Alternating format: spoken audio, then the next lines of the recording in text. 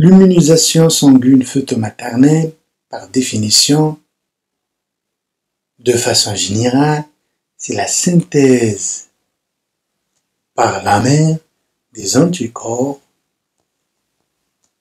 qui vont être dirigés contre le fœtus. On trouve surtout cette situation quand la mère est de rhésus négatif, donc des hémacées de rhésus négatif,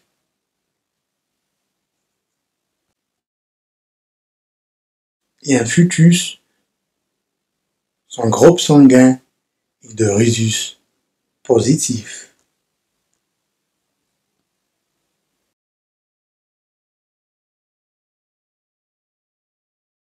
Au cours de la première grossesse, lors d'un passage accidentel du sang fœtal rhésus positif vers la circulation sanguine maternelle, qui est de rhésus négatif, il y a la sensibilisation du système immunitaire maternel et qui va fabriquer des anticorps type IgM, et donc la fabrication des anticorps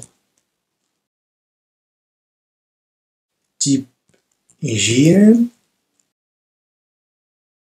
Sachez bien que les anticorps type IgM, ils n'ont pas la capacité de traverser le barrière placentaire. Puis ensuite, dans la deuxième grossesse, la gravité va se commencer. Parce que quand il y a un passage sanguin, c'est-à-dire le sang du fœtus vers la circulation sanguine, il y a la synthèse des anticorps type IgG qui ont la capacité de traverser la barrière placentaire. Retenez bien. Retenez bien.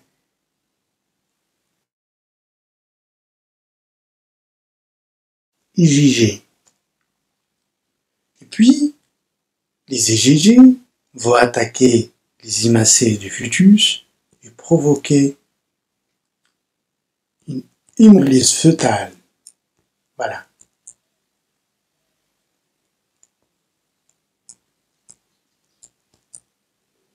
Et donc, on aura par la suite une anémie.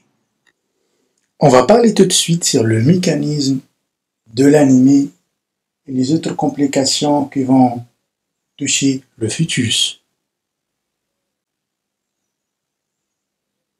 La synthèse des globules rouges chez le fœtus est assurée par la rate et de façon plus importante par le foie. Et donc, quand il y a le passage des IgG à la circulation sanguine, vont se fixer sur les globules rouges et provoquer l'hémolyse fœtale. Donc, on aura un tableau d'anémie secondaire à l'hémolyse.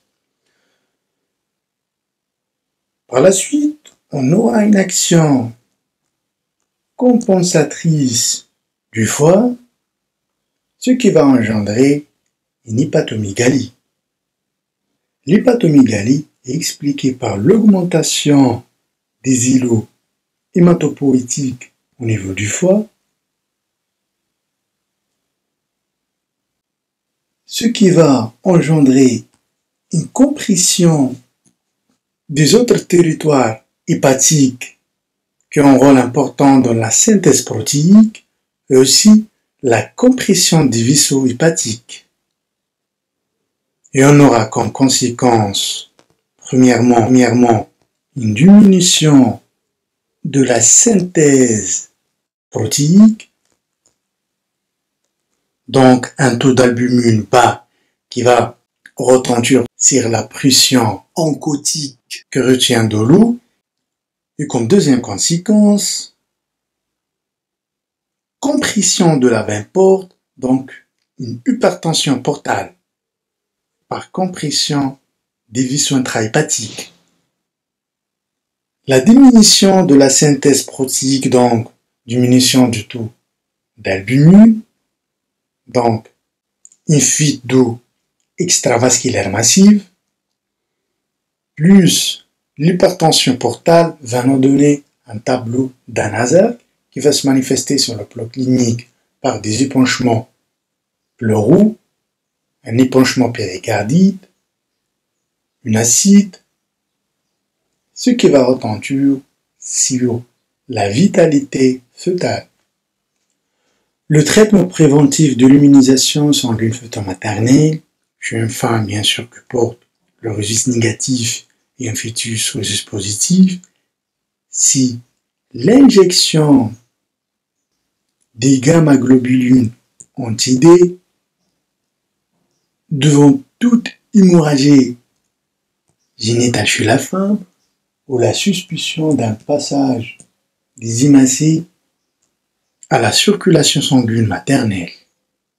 Et donc, si gamma-globulines anti-D vont neutraliser les hémacées du fœtus et prévenir l'activation, bien la sensibilisation des lymphocytes B à la synthèse des IgG au cours des prochaines grossesses.